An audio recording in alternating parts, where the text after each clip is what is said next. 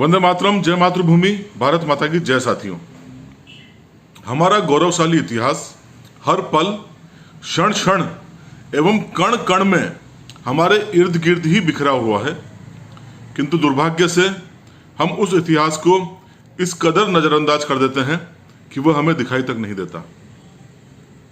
भारतीय आज़ादी की लड़ाई में ऐसे कई नाम हैं जो गुमनामी के अंधेरे में रहे, किंतु यदि हम हल्का सा भी इतिहास को कुरेदेंगे, हमारे आसपास के परिवेश को कुरेदेंगे, तो वो नाम मुखर रूप से हमारे सामने इस प्रकार प्रकट होंगे मानो वह एक प्रकाश स्तंभ बनकर हमें आने वाली पीढ़ियों को मार्गदर्शन के रूप में स्थापित करने का प्रयास कर रहे हैं।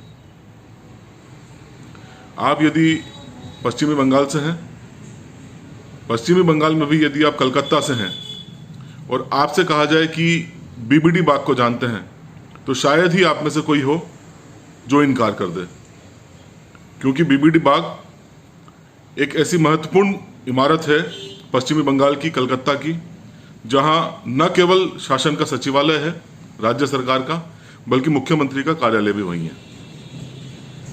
बस जैसा कि मैंने प्रारंभ में कहा कि हमारा इतिहास हर जगह पर बिखरा हुआ है। आपको सिर्फ यह जानने का प्रयास करना है कि वास्तव में यह बीबीडी बाग है क्या, इस बीबीडी का अर्थ क्या है।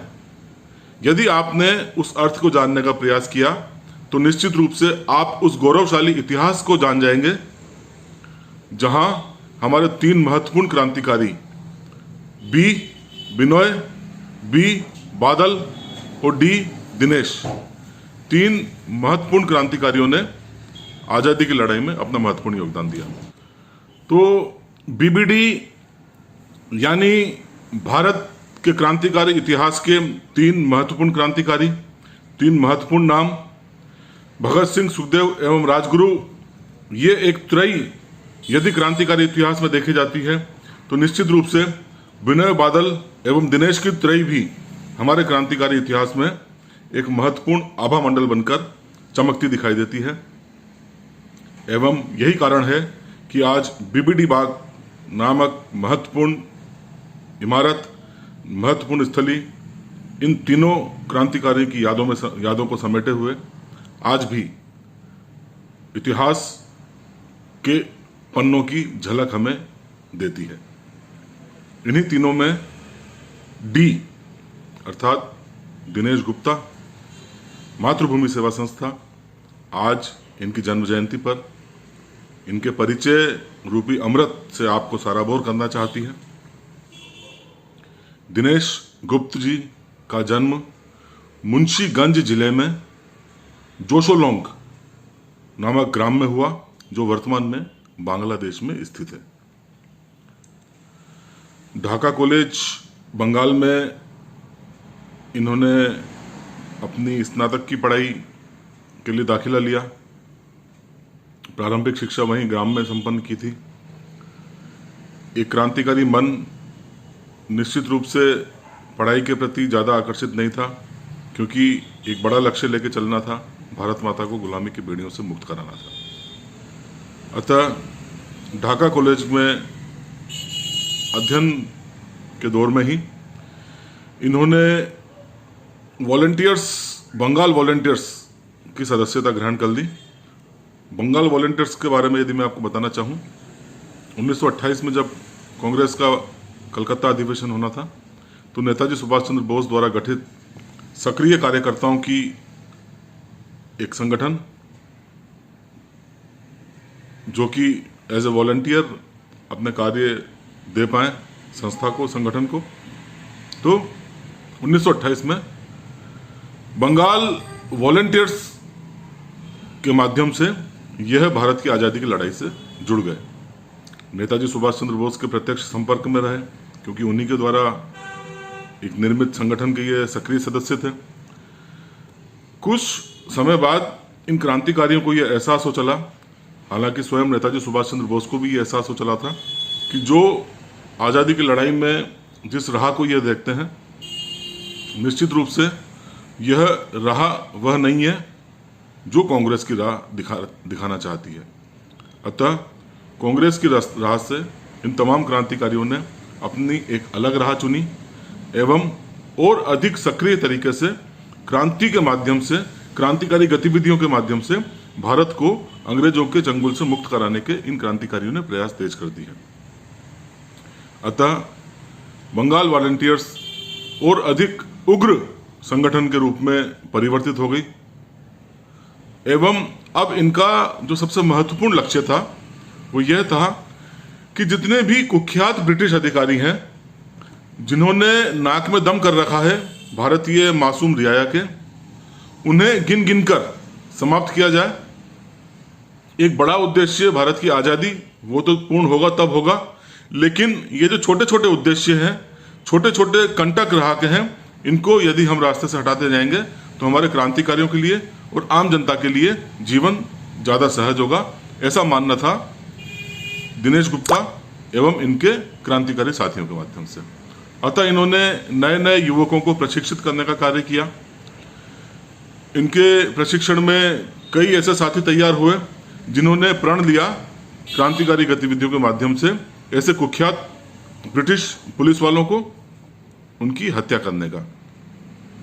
अब एक महत्वपूर्ण क्रांतिकारी घटना को अंजाम दिया गया। हालांकि इस घटना में प्रत्यक्ष रूप से दिनेश गुप्ता जी नहीं थे, लेकिन उनके द्वारा प्रशिक्षित किए गए युवा क्रांतिकारी उस घटना में थे।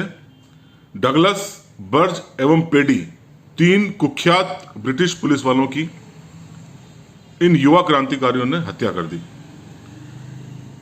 दिनेश गुप्ता जी निश्चित रूप से बहुत बड़े प्रेरणा स्रोत थे उस घटना के। अब दिनेश गुप्ता जी, इनके साथियों एवं अन्य क्रांतिकारियों के हौसले 7वें आसमान पर थे। उस दौर में एक कलकत्ता का बहुत ही कुख्यात जेल महानिरीक्षक हुआ करता था जिसका नाम था lieutenant colonel NS Simpson. NS Simpson ji बहुत ज़्यादा कुख्यात था। जेल में हमारे क्रांतिकारी कैदियों को अनावश्यक रूप से अमानवीय यातनाएं देता था। हमारे क्रांतिकारी बहुत ज़्यादा तिलमिलाए हुए थे, बहुत ज़्यादा प्रतिशोध की अग्नि उनके हृदय में धधक रही थी। अतः यह निर्णय लिया गया कि इस दुष्ट सिम्पसन की हत्या कर दी जाएगी। 2 कारण थे। एक तो प्रत्यक्ष रूप से ऐसे दुष्ट, ऐसे कुख्यात, ऐसे अमानवीय यातनाएं करने वाले कपटी की हत्या कर दी जाए, उसको समाप्त कर दिया जाए। दूसरा, इस घटना के माध्यम से वह संपूर्ण ब्रिटिश साम्राज्य को यह संदेश देना चाहते थे कि हम क्रांतिकारी किसी भी स्तर पर आपसे कमजोर नहीं हैं। अतः क्रांतिकारी संगठन द्वारा यह निर्णय लिया गया कि इस दुष्ट जेल महानिरीक्षक की हत्या कर दी जाएगी। 3 क्रांतिकारियों का चयन किया गया। निश्चित रूप से बिनोय बसु, बादल गुप्त एवं दिनेश गुप्त। दिन तय किया गया 8 दिसंबर सन 1930 को। चूंकि हमारे क्रांतिकारियों का उद्देश्य ही यही था कि न केवल दुष्ट जेल पुलिस महानिरीक्षक की हत्या कर दी जाए, बल्कि एक वृहत्तर स्तर पर यह संदेश दिया जाए कि हमारे यह क्रांतिकारी किसी भी स्तर पर, किसी भी मुकाबले में अंग्रेजों से कमतर नहीं है। भारत माता को आज़ादी देने के लिए, गुलामी की बेड़ियों से मुक्त कराने के लिए हम क्रांतिकारी किसी भी स्तर पर जाकर अंग्रेजों का सामना कर सकते हैं। अतः स्थान भी वही तय करना था जिससे अंग्रेज अपने खिलाफ एक युद्ध समझें। अतः स्थान तय किया गया डलहौजी स्क्वायर स्थित राइटर्स बिल्डिंग, जो कि उस दौर में कलकत्ता में ब्रिटिश प्रशासन का एक महत्वपूर्ण केंद्र हुआ करता था। 8 दिसंबर सन 1930 दिनेश गुप्त, बिनोय बसु और बादल गुप्त, यह तीनों महान क्रांतिकारी हृदय में राष्ट्रभक्ति के जज्बा लिए हुए राइटर्स बिल्डिंग में जेंटलमैन का वेश बदलकर प्रवेश करते हैं। थोड़ी देर मौका मुआयना करते हैं एवं अपलक अविलंब बिना एक भी क्षण व्यर्थ किए दुष्ट सिम्पसन की गोली मारकर हत्या कर देते हैं। पूरी राइटर्स बिल्डिंग में खलबली मच जाती है। अचानक इतने बड़े पुलिस अधिकारी की हत्या कर दिया जाना, वह भी बिल्कुल उसके गढ़ में घुसकर, एक अकल्पनीय घटना। पुलिस वाले अचानक मुस्तैद होते हैं। 3 सिंहों के आगे पूरी ब्रिटिश पुलिस की फौज, बंदूकें चलती हैं, गुत्थम गुत्था होती है, लेकिन ये हमारे 3 सिंह शायद सर पर कफन बांधकर आए थे, वह भी पूरे मुस्तैदी के साथ सामना करते हैं ब्रिटिश पुलिस वालों का। एवं इसी सामना करते करते, जबकि उन्हें पता है कि मौत निश्चित है, तब भी इन्होंने प्रेंटिस एवं नेल्सन नामक 3 महत्वपूर्ण ब्रिटिश अधिकारियों को गंभीर रूप से घायल कर दिया। अब चूंकि ये तो आए ही सर पर कफन बांधने के लिए थे और इन्हें पता था एक बार राइटर्स बिल्डिंग में घुसने का मतलब है अवश्यम भावी मौत, अतः तीनों ही क्रांतिकारियों ने यह निश्चित किया कि हम किसी भी परिस्थिति में गिरफ्तार नहीं होंगे। अतः विनय बसु ने तुरंत पोटेशियम साइनाइड खाकर अपने प्राणों का अंत कर लिया। बादल गुप्त ने भी स्वयं को बंदूक से गोली मार दी। क्षमा कीजिएगा, बादल गुप्त ने पोटेशियम साइनाइड खाकर स्वयं का प्राणांत कर दिया, जो कि 8 दिसंबर 1930 उसी दिन मातृवेदी के लिए बलिदान हुए। विनय बसु ने एवं दिनेश गुप्त ने, दोनों ने स्वयं को बंदूक मार दी, बंदूक की गोली चला दी, क्योंकि उन्हें अब एहसास हो चला था कि अब हम यहाँ से जिंदा नहीं जा सकते हैं। अगर पकड़े भी गए तो आने वाले दौर में हमारा हश्र वही होना है, तो क्यों ना खुद की बंदूक से ही खुद के प्राणांत कर दिए जाएं। विनय बसु गंभीर रूप से घायल हुए एवं 13 दिसंबर सन 1930 को विनय बसु भी अंतिम उन्होंने श्वास ली। अब बचे हमारे क्रांतिकारी दिनेश गुप्त जी।